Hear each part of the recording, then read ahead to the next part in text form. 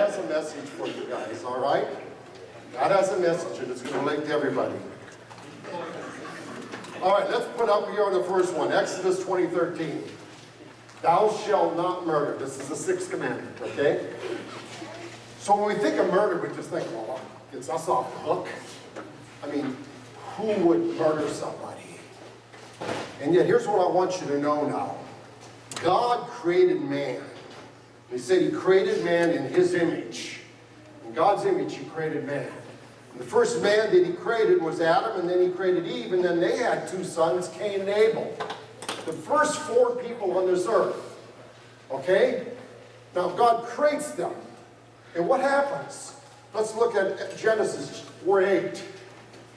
Now Cain said to his brother Abel, let's go out to the field. And while they were in the field, Cain attacked his brother Abel and killed him.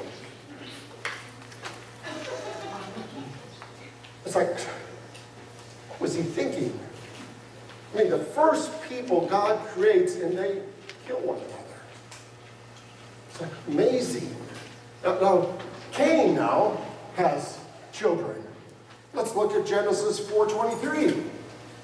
Lamech said to his wives, Ada and Zillah. That's cool names, huh? Listen to me, wives of Lamech. Hear my words. I have killed a man for wounding me and a young man for injuring me.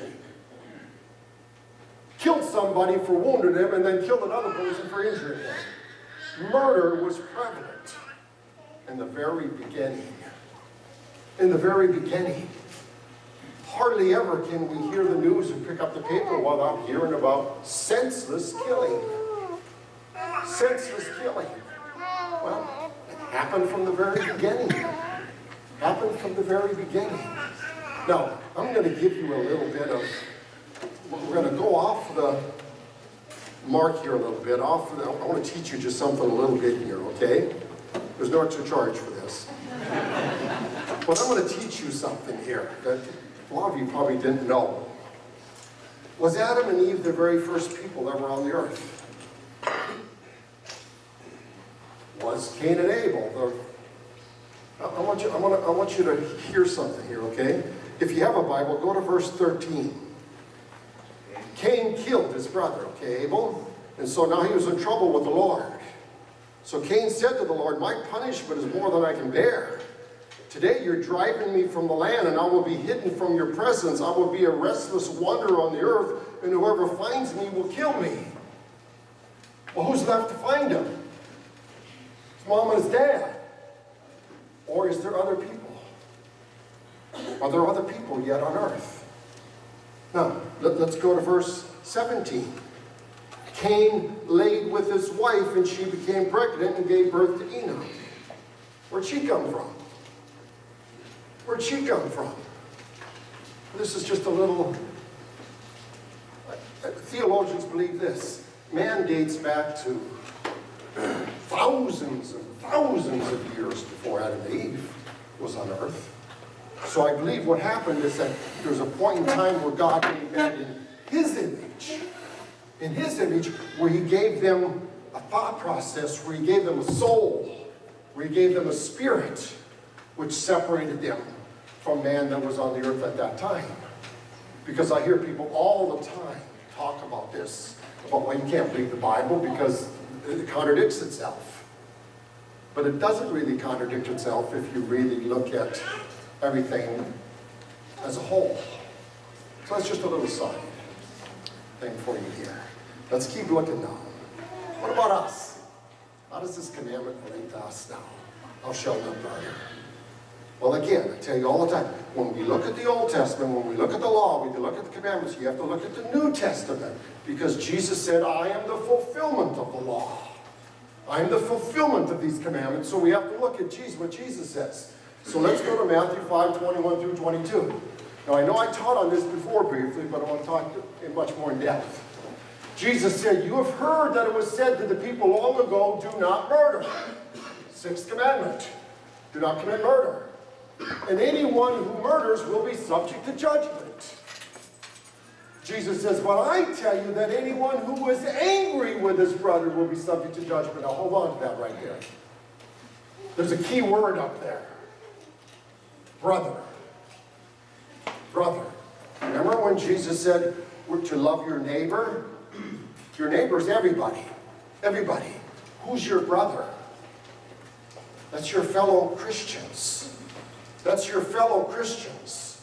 So what Jesus is saying is, if you're angry with your brother or your sister, your fellow Christian, if you're angry with them, you're committing murder. You're committing murder. You're subject to judgment just like the people that kill are subject to judgment. Now let's look on. Again, anyone who says to his brother, Raka, is answer to the Sanhedrin. If you have a Bible like mine, there's a footnote down at the bottom, and it'll say Raka means contempt. Contempt is despising or literally hating or detesting a fellow Christian. Treating a fellow Christian as they're inferior or worthless. If you treat a fellow Christian with anger, despising them, you now are answerable also. And now look at the last one. But anyone who says, you fool, will be in danger of the fire of hell. Our word today would be, you idiot. You idiot. Now why would Jesus say that's murder? You ever heard this saying? Sticks and stones will break my bones, but words will never hurt me. Oh, not true. Not true. Words kill people. A stick may not kill somebody. A stone may not kill someone, but words kill people. They kill people.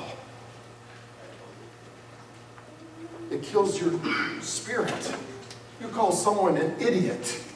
If I were to go up to Liz and say, Liz, you're an idiot. What am I? I kill her spirit. I kill her self-confidence. I kill her, our relationship. I kill our relationship. I'm murdering our relationship by doing that. Words are serious. Now, let's take a look here what God says about anger, because he said anyone who gets angry is murdering. Let's hear what God has to say now about anger. Let's take a look at a whole bunch of verses. Proverbs 14:29 says this, a patient man has great understanding, but a quick-tempered man displays folly, foolishness. You get angry quick and you're just a foolish person. That's foolishness. Foolishness, you are out of control. Ecclesiastes 7:9 says this, do not be quickly provoked in your spirit, for anger resides in the lap of fools. If you respond with anger, you're a fool. You're a fool. Now let's look at Proverbs 15:1. A gentle answer turns away wrath, but a harsh word stirs up anger. When you retaliate and say something back, you just stir up anger. Believe me, I know what buttons to push on my wife. I know what buttons to stir up anger. And I can look like the nice guy. Oh, you're acting just like your mom. All hell breaks loose, and I look like the nice guy. I can hardly say anything. So the kids are, Mom, why are you so mad? Dad didn't do anything.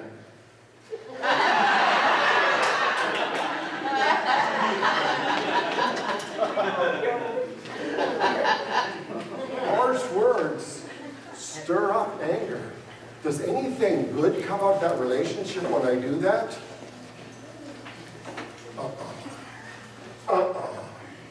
I may not need a meal that night. Proverbs 22:24. Do not make friends with a hot-tempered man, woman. Do not even associate with one that easily gets angered. God don't even want you around people that get angry because it will affect you. This is grounds for me leaving my wife. Proverbs 29:11. A fool gives full vent to his anger, but a wise man keeps himself under control. Only a fool just reacts with anger. Many of us are. Now let's look at the New Testament, Ephesians 4:26. We all get it. Is there anybody in here that has not got angry within this last month? Raise your hand. Wow. Oh, you're all murderers. We get angry, don't we? We get angry. Let's hear now what God has to say about this, okay? Ephesians 4:26. In your anger, do not sin. Okay, we get angry, but what God is saying now, but in your anger, don't sin. How? What does he mean, don't sin? Listen to this. Do not let the sun go down while you're still angry. How does that anger cause sin? By holding on to it. By holding on to it, going to bed with it, waking up with it, now you are sinning. It's not the anger. You can get angry, but get over it. Get over it. Make amends. When you hold on to it, look at what it says here now. Keep going. Keep reading. In your anger, do not sin. When you are on your beds. Oh, I'm sorry. Oh, can we go back to Ephesians 4:26? Did we read the whole thing? Go back to Ephesians 4:26. In your anger, do not sin. Do not go down while you're still angry. Okay, and it also talks here about, we don't have the whole thing on there. Do not give the devil a foothold. Oh, there we go. And do not give the devil a foothold. Okay? If you go to bed with that anger and wake up with it, Satan's got his foot in the door. That's what a foothold is. He's got his foot in the door. You can't close that door now. He's got his foot in there. There's an opening for him. There's an opening for him by you holding on to that anger. Let's look at Psalms here 4:4. Psalms 4:4 said, in your anger do not sin. When you are on your beds, search your hearts and be silent. When you go to bed with anger, start searching your hearts and start realizing, wait a minute, this is dumb. This is dumb. Why am I holding on to this? And then let it go. So you don't give the devil a foothold. Look at 2 Corinthians 2, 10-11. And if you forgive anyone, I'll also forgive him. Well, and what I have forgiven, if there was anything to forgive, I have forgiven in the sight of Christ for your sake, in order that Satan might not outwit us. For we are not unaware of his schemes. If you don't forgive, Satan's got you. Satan's got you. We should not be unaware of this. Hold on to that anger. Satan's got you. He's got you. You are following his road now by holding on to it. It's not whether we get angry. We all admit, there's anybody in the room that we got angry this week. I got angry this week. But did you hold on to it? Do you still have that anger? Ooh, be careful. Be careful. You're on the wrong road. God is described in one word. God is what? Love. What's the opposite of love? Hate. So if God's love, who's hate? The devil. The devil. The devil's hate.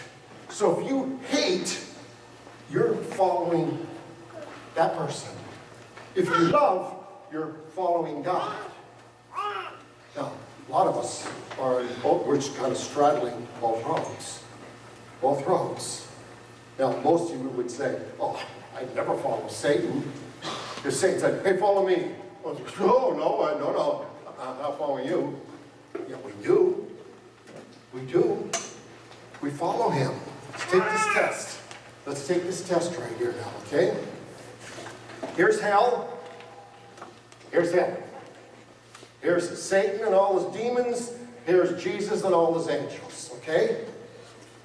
Hell, heaven. Love, heaven. Hatred, hell.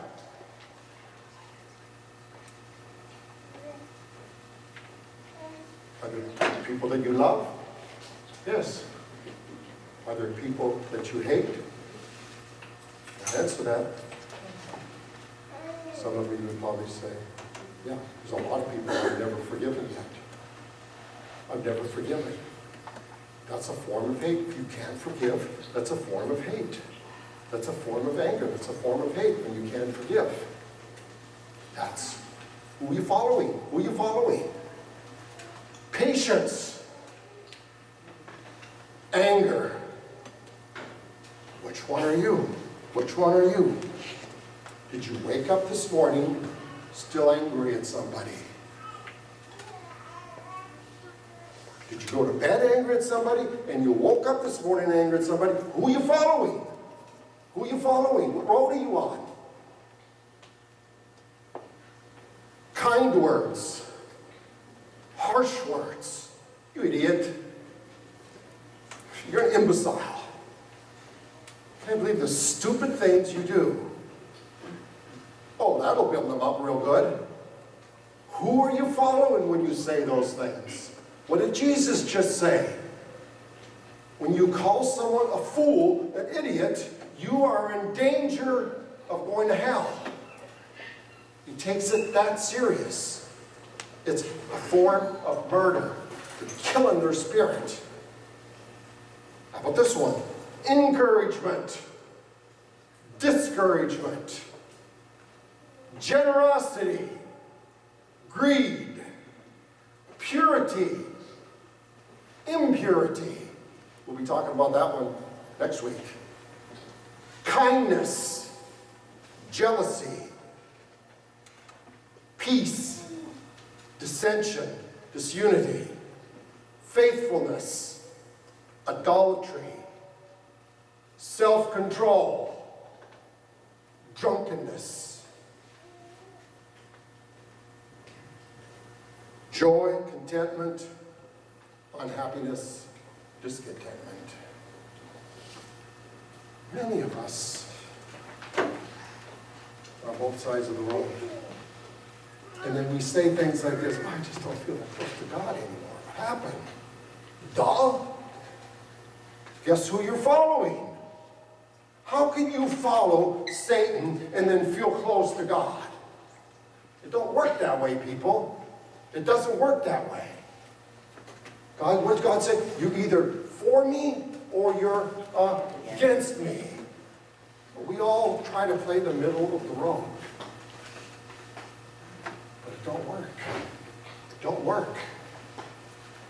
Thou shalt not murder. When you are angry enough to where you say harsh words to people, you are killing them. You're killing them. How do you feel when a fellow Christian comes up to you in anger and just says mean things about you?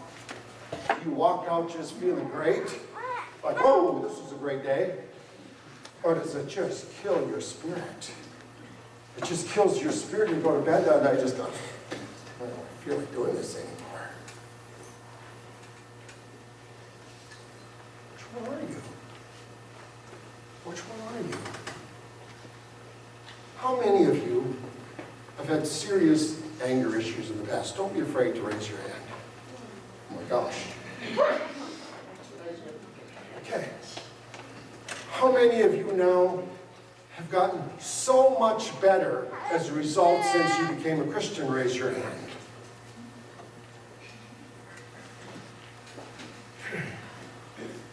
I'd like to ask a couple of you to share. I'd like to ask a couple of you to share about what calmed that anger since you became a Christian. What helped you? What helped you to overcome that anger? Who would like to share? Anyone like to share? Who's brave enough to share first? I want to share about my... Go ahead, Eric. All right. Well, I was previously married, and like Jim said, your spouse knows how to push your buttons, and my ex-wife knew every single button to push. When Liz and I first started dating after I had divorced my first wife, there was one time she was over at the house and I was on the phone with my ex-wife and we were having a screaming match, and Liz said to my mom, wow, this is really bad. And my mom said, oh no, this one actually isn't that bad. But what finally, when basically I forgave her in my mind for everything that I thought she had done to me. And the amazing thing is once I did that, her level of aggression towards me dropped without me ever saying anything to her, without me ever mentioning that I'd done that, just between me and God saying, you know what, let it go, like you said, let it go. And just like overnight, it just dropped like a magnitude of aggression and anger. Wow, that's a lesson in itself right there, right? Great. Anybody else want to share? Go ahead, Bart. And before I was a Christian, I was very revengeful. Anybody who messed with my family, my homeboys, I would seek revenge for foolish. The sad thing was, I treated my own friends and family just as bad as people treated them. And when I became a Christian, one day a pastor had told me, have you forgiven not only yourself, but everyone in the past that has ever did you wrong? And I told him, no, it was tried sometime. Probably about 6 months later, I tried it, and it just didn't stop. It just kept going all night long. I cried, prayed, took a break, got into some more crying, some more asking for forgiveness. I was asking God to forgive them for what they did to me. Not saying, it just kept going and going, and it lasted until early in the morning. After that, that's when my anger started to subside. Even as a Christian, I was still an angry person, but it started to subside little by little. But it took that whole night of crying and asking for forgiveness. John, wait, have you sure? Wait a second. You're next. Where's Nick? Left? Good. Good. I saw Nick post on Facebook. He was so angry because someone had keyed her car. And in his anger, he was like, that old nature's coming on. He's a dead man. And then what did he do in his Facebook? He prayed for him right there in his Facebook. He said a prayer right there in Facebook while he was angry. And if anybody could kill that guy, it would be Nick. He'd put a chokehold on him where that boy guy would never wake up again. But he prayed for him while he was in his anger. Go ahead. Okay, so I'm in the situation now where I'm angry at my sister-in-law because of the situation with my daughter and everything. But because of working my steps, I have learned to forgive. Made an amends, you know. Sometimes the devil likes to come into my house and visit me once in a while and tries to get through to, like with my boyfriend, he likes to push my buttons, and I do exactly what you say. I lash out and I forget my steps, you know. But then at the end of the day, I will apologize. Even if I'm not in the wrong, I will apologize because I do not like to go to bed angry. But it is hard. It is hard to forgive somebody, you know, like especially with the situation with my daughter, you know. It's just been really hard. But when you're doing what it says in Ephesians, but my anger used you don't to be wake up really with bad. it. Yeah. No, I don't wake up with anger. Right, but that's what's good. That's what's good. That's what's great about the 12-step program. Is that's one of the that's how you overcome addiction. Is forgiveness. Forgiving for the people that have hurt you in the past, because that's what causes addiction, is pain and suffering. And it's an escape, and you have to deal with that. That's why the whole process works. One more. Yes, Marcy. Mine would take me all day of my anger issues at one time. But I think as humans, we still get angry, but it's how we choose to deal with them. And if you've got the Lord in your spirit and know what to do at the moments of those angers, because I've had to just say, let go and let God. It's too big for me. And I think that's the biggie, is what to do, know what to do with it. And God's going to take care of it for us. So I want to close with and challenging you on this, okay? We can all look at that, do not murder. And we can look at that like, well, I'm not doing that. I'm not doing that. And yet we are doing that. We are doing that. When you attack a fellow Christian, when you're angry with a fellow Christian and you use harsh words, you are committing murder, and Jesus says you are in danger of the fires of hell. That's what separates someone that's a Christian from someone that's not a Christian. Someone that's not a Christian holds on to the anger and lashes on. Someone that is a Christian learns how to forgive, like many of you just shared now. True in my life, I've shared this with you before. I've thrown crescent wrenches at my wife when I was not a Christian. And now I can say, do I still get angry?